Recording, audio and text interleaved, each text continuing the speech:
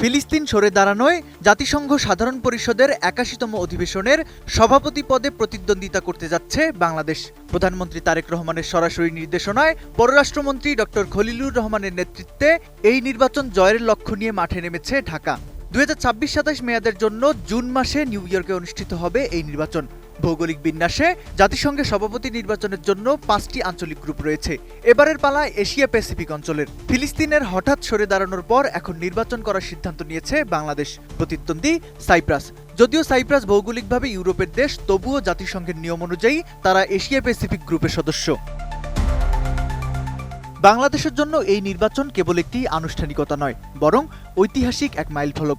৮০ দশকে খ্যাতিমান কূটনীতিক হুমায়ুন রশিদ চৌধুরী জাতিসংঘ সাধারণ পরিষদের ৪১তম অধিবেশনে নিরঙ্কুশ জয় পেয়েছিলেন। সেই সাফল্যের ঠিক ৪০ বছর পর আবারও বিশ্বমঞ্চে নেতৃত্ব দিতে উন্মুখ বাংলাদেশ। কূটনৈতিক বিশ্লেষকদের মতে, বাংলাদেশ এই নির্বাচনে জয়ী হলে বৈশ্বিক ইস্যুতে ঢাকা তার অবস্থান আরও জোরালো করতে পারবে। জলবায়ু পরিবর্তন, শান্তিরক্ষা মিশন এবং মধ্যপ্রাচ্য সংকটের মতো বিষয়গুলোতে বাংলাদেশ তখন সামনের সারিতে থেকে ভূমিকা রাখতে সক্ষম হবে। আমি বুঝি নির্মাণের শিল্প, সালাম স্টিল বোঝে durability. Salam steel, most durable steel. President সাধারণ পরিষদের অধিবেশন পরিচালনা করার পাশাপাশি বৈশ্বিক বিভিন্ন ইস্যুতে সদস্য রাষ্ট্রগুলোর মধ্যে ঐক্যমত্য তৈরিতে বড় ভূমিকা পালন করেন।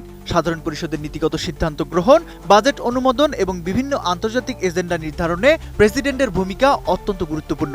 একজন প্রেসিডেন্ট হিসেবে বাংলাদেশ বিশ্ব নেতাদের সাথে সরাসরি সংলাপের সুযোগ পাবে এবং আন্তর্জাতিক অঙ্গনে দেশের ইতিবাচক ভাবমূর্তি উজ্জ্বল করতে পারবে।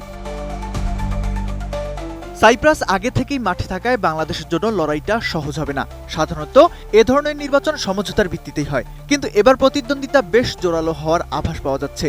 তবে বাংলাদেশের পররাষ্ট্রমন্ত্রী ডক্টর খলিলুর রহমানের নেতৃত্বে যে কূটনৈতিক তৎপরতা শুরু হয়েছে, তাতে জয়ী হওয়ার ব্যাপারে বেশ আশাবাদী সরকার। জাতিসংঘের ৮১তম সাধারণ পরিষদের এই নির্বাচন কেবল একটি পদ জয়ের লড়াই নয়, বরং এটি বাংলাদেশের সক্ষমতার পরীক্ষা। আটলান্টিকের পারে নিউ ইয়র্কে জুন মাসে যখন ভোট গ্রহণ হবে, তখন পুরো বিশ্ব তাকিয়ে থাকবে ঢাকা বনাম নিকোশিয়ার এই লড়াইয়ের দিকে। ৪০ বছর আগের সেই হুমায়ুন রশিদ চৌধুরীর সময়ের গৌরব ফিরিয়ে এনে বাংলাদেশ যে বিশ্ব নেতৃত্বের নিজেকে প্রমাণ করতে প্রস্তুত, তা এই প্রার্থী হওয়ার মাধ্যমেই স্পষ্ট। তৌফিকুল ইসলাম আশিক, এটিএন নিউজ।